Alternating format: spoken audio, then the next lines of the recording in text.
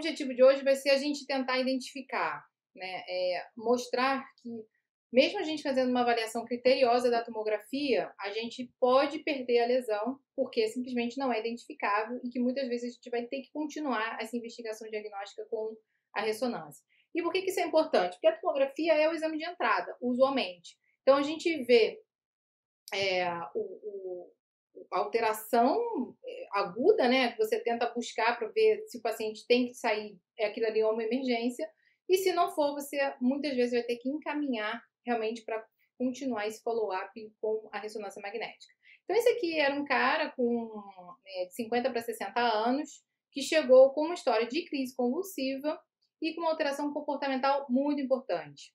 E aí, quando a gente pensa em alteração comportamental, você pode pensar só nas alterações psiquiátricas, e aí, assim, é um mundo, né? E a gente faz a imagem mais para excluir qualquer coisa, mas poderia ser só a abertura de um quadro, enfim, esquizofrênico, bipolar, o que for, tardiamente. Mas com a presença de crise convulsiva associada, sugere muito que realmente existe uma lesão estrutural física, né? Existe uma coisa anatômica que marca aquela alteração. Então, a gente fez a tomografia e nessa faixa etária, sempre pensando já em alguma formação expansiva que poderia determinar esse tipo de quadro clínico. É difícil o AVC determinar alterações de comportamento muito significativas e principalmente de uma forma que estava sendo mais indolente, né? Então fez uma crise e aí o comportamento foi alterando, foi se tornando agressivo, desconectado, teve que parar de trabalhar porque realmente não estava mais sendo laboral, não estava mais funcionando bem. E aí a família trouxe para emergência, a gente fez a tomografia. Então, quando a gente passa o olho na tomografia, e aí lembrar daquele passo a passo básico que a gente discutiu já naquela primeira aula, falando dessa interface córtico-subcortical, então olhar a densidade mais escura da substância branca, a densidade mais clara do córtex, manter todo esse padrão de acompanhamento para ver se a gente tem alguma disrupção disso e, portanto, um acometimento cortical que se justifique, principalmente por conta da presença de crise convulsiva, como já foi relatado. Olhar o padrão ventricular, olhar o padrão de sulco. Existe alguma atrofia específica? Será que isso aqui é um quadro de demência precoce nos pacientes que a gente vê com doença do prion ou com alguns outros casos de evolução frontotemporal muito rápida, né, de atrofia, que leva a uma alteração de comportamento importante, mas normalmente é mais esquecimento ou alterações relacionadas realmente a um quadro demencial de perda de cognição e não de tanto com crise convulsiva associada. Então, reparem no padrão de sulcação, é um padrão de sulcação normal, está todo simétrico, a gente não vê alterações expressivas de um lado em relação ao outro, a gente não vê acentuação de uma região, né, frontal em relação ao temporal ou parietal, a gente está vendo tudo muito simétrico, com essa relação preservada. Se você quiser usar aquele macete que a gente usa para tentar forçar essa janela subcortical, pensando em determinar alguma área focal de lesão, né? Então a gente transforma isso tudo mais em preto e branco do que numa escala de cinza. A gente fala isso forçar a janela, é um linguajar habitual dentro da sala de radiologia. E aí quando você força a janela e torna os pixels que eram mais cinza escuro em direção ao preto, e você pensa, poxa, se eu tenho mais preto, eu tenho líquido, se eu tenho líquido pode ser uma lacuna, pode ser um AVC, tentando funcionar nesse raciocínio, a gente vê que talvez tenha uma área aqui na substância branca subcortical, principalmente da região parietal, que pode ter alguma relação, sim, mas que não é tão expressivo como a gente pensa, né? Então, não é uma lesão, se for lesão, né, que chega à região do córtex, não é uma lesão simétrico, é difícil alguma coisa ser simétrico e ser doença, a não ser que a doença curse com simetria, né? E a gente já sabendo que nessa faixa etária pode aparecer áreas relacionadas à microangiopatia, ou seja, alguma área que a gente vai descrever lá na frente como gliose. E como é que a gliose aparece na tomografia? Ela aparece como hipodensidade. Ela é um acúmulo de líquido ela brilha no flare, né? Então ela vai ser um acúmulo de líquido em regiões típicas, que são as regiões periventriculares e essas regiões subcorticais, tanto frontais quanto parietais. Então, a gente pode estar frente a uma tomografia normal. Então, o que eu consegui extrair de informação para esse caso clínico? Não é uma formação expansiva, provavelmente que está causando isso, não é uma emergência, né? Eu não tenho que intervir nesse paciente porque ele não está herniando, porque ele precisa de uma busca mais ativa, porque se for alguma coisa expansiva é muito pequeno, eu perdi. Talvez injetar contraste pode ajudar, pode não ajudar, mas não parece que tem uma área de edema importante ao redor que vá dar uma hipodensidade na tomografia que fosse me trazer alguma informação adicional, pensando em formação expansiva. Eu não tenho um quadro de dilatação ventricular, eu não tenho um quadro de atrofia cortical assimétrica que justifique isso. E como não são sintomas de fossa posterior, eu passo o olho, mas a princípio eu não esperaria achar nada ali naquela região, nem em região dos núcleos da base, que vai ser mais difícil da gente ver também pequenas alterações na tomografia. Então, esse paciente seguiu para a investigação e a gente vai voltar aqui nessa tomografia para ver se a gente acha o que a gente vai ver na ressonância. Então, ele seguiu para a investigação na ressonância e o passo a passo de avaliação de ressonância, pensem sempre que você tem que começar no neuro pela avaliação do FLAIR. Então, assim, o que é o FLAIR? O FLAIR é uma sequência que é baseada no T2, no vídeo sobre sequências a gente fala, tem um pouco sobre isso, uma sequência que o líquido brilha. Então, se o líquido brilha, tudo que tem líquido vai brilhar também. E ela é extremamente sensível, ou seja, o meu olho vê o brilho, é muito mais fácil de ver, mas extremamente inespecífica. Tudo que tiver líquido vai brilhar. Então, eu vou ter que ter outras ferramentas para conseguir diferenciar o que pode ser tumor infiltrativo, tumor expansivo, gliose, desmielinização, alteração infecciosa. Então, tudo, na maioria das vezes, vai brilhar, principalmente se tiver edema associado. A maioria das lesões tem líquido, então também brilha, incluindo as formações expansivas. E a gliose, que é o mais comum, que é o todo dia, né? O nosso pão com manteiga da radiologia, da neuro, que a gente vê muita gliose. Então, reparem que todos esses foquinhos hiperintensos aqui no FLAIR, eles podem perfeitamente ser gliose. O que a gente vê aqui, por exemplo, ó, uma lacuna. Eu tenho um furinho com intensidade de sinal semelhante ao do líquor, só que circundado por gliose. Então, me diz que ele já tem um componente vascular associado também. Quando a gente vai descendo, ó, aquela área bem marcada que a gente viu lá na tomografia, que eu falei, assimétrica, subcortical, perto do ventrículo, é uma região bem característica de ter a gliose da microangiopatia. Então, lá poderia perfeitamente sair como um laudo de hipodensidade periventricular sugerindo gliose, e aqui vai sair com uma área de hipersinal na sequência FLAIR periventricular, também sugerindo gliose. Então, até aqui, tudo normal. Fora, quer dizer, um infarto lacunar, mas é um infarto que não vai justificar todos esses sintomas e essa gliose também não justifica. O que a gente vai ver que não está normal e está claramente assimétrico em relação ao outro lado é essa área mal definida de hipersinal na sequência FLAIR, na transição ali temporo-occipital, mais na porção temporal posterior à direita. Lembrar que aqui é a direita, lembrar que aqui é a esquerda, a gente vê o paciente como se estivesse olhando pelo pé dele. Então, eu estou vendo que existe uma formação e aí a gente tem que entender como vai ser a descrição disso aí para mostrar por que eu não estou vendo lá na TC. Ela tem um aspecto muito mais infiltrativo do que um aspecto expansivo. Aí você vai me falar, poxa, Fernanda, eu estou vendo que o córtex aqui está reduzido de amplitude em relação aqui. Mas repara que é muito pouco. E isso para a tomografia é extremamente pouco, porque a gente está vendo praticamente o contorno aqui um pouquinho abaulado, mas a gente não tem uma redução significativa da cisterna perimesencefálica, que a gente está no nível do mesencéfalo. Lembra que a orelhinha do Mickey é o mesencéfalo. E quando eu vou descendo, eu não vejo uma alteração expressiva do córtex, de padrão de sulcação, em relação ao outro lado. Então, eu não tenho uma característica marcante de expansão. Eu tenho uma característica de infiltração. Ou seja, o tecido está ali e está sendo infiltrado por algum tipo de célula que leva a água junto com ela. Então, isso pode ser um tumor? Pode. Isso pode ser uma alteração inflamatória? Pode. Isso pode ser uma alteração infecciosa? Mais difícil. Normalmente, a gente vê esses quadros relacionados às encefalites, que são alterações inflamatórias. E aí a gente tem N causas de encefalite. Mas o grande diagnóstico diferencial que a gente teria que fazer aqui seria entre um tumor infiltrativo primário do cérebro, do tipo um glioma, ou uma área de inflamação. como uma alteração inflamatória secundária a alguma coisa.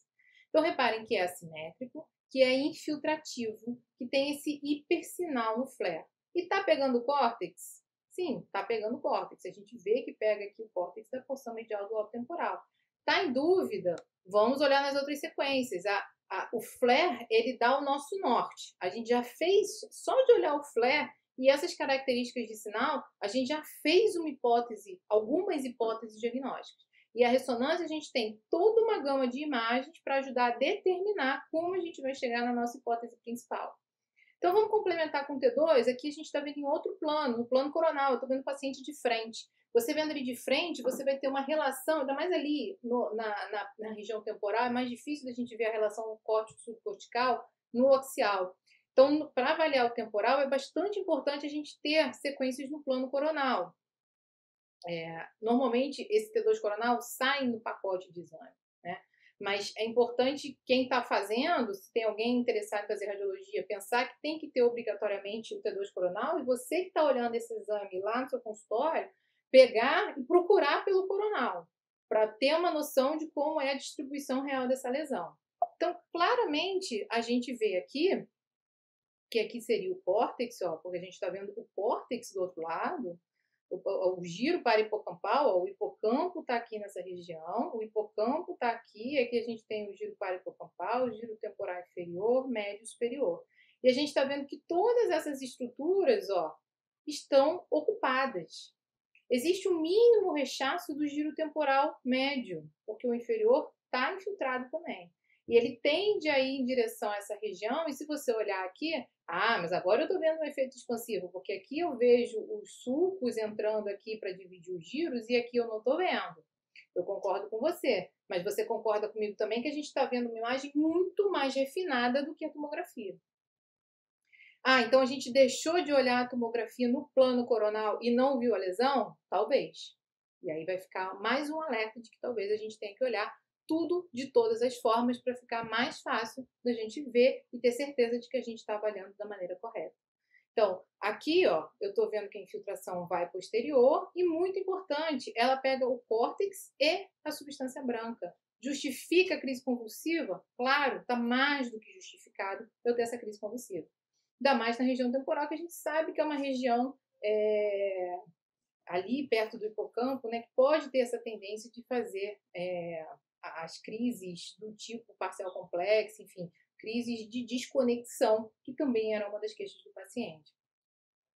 Então, a gente vê o temporal, o hipocampo deslocado, a gente vê esse efeito infiltrativo com uma mínima formação expansiva. Como é que a gente vai tentar considerar, eu falo mais que é infiltrativo, eu falo mais que é expansivo, como é que eu vou tentar organizar minha cabeça? Porque depois, baseado nisso, eu vou tentar puxar um monte de diagnóstico diferencial. Pensa só, o tamanho dessa extensão de alteração de sinal faz um efeito de massa tão importante a ponto de eu achar que está acontecendo alguma coisa muito expansiva aí?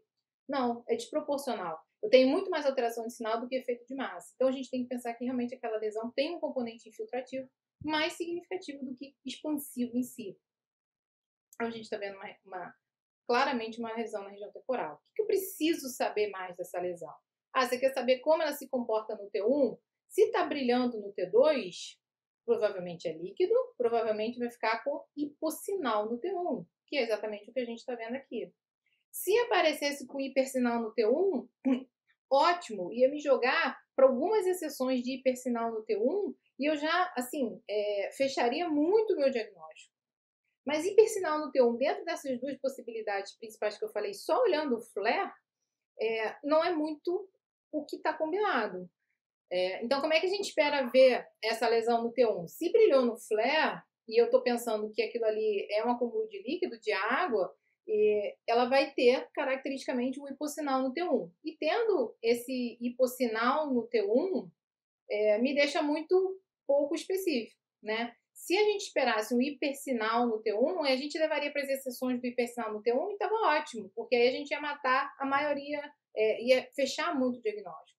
Mas dentro daquelas hipóteses diagnósticas que eu fiz a partir do flare e do T2, a gente não espera que tenha hipersinal no T1, o que a gente espera é que realmente seja um hipossinal relacionado a a esse acúmulo de líquido. Então, a gente está vendo aqui no T1, não traz muita informação nova, a gente só confirma realmente que existe acometimento do córtex e da substância branca adjacente.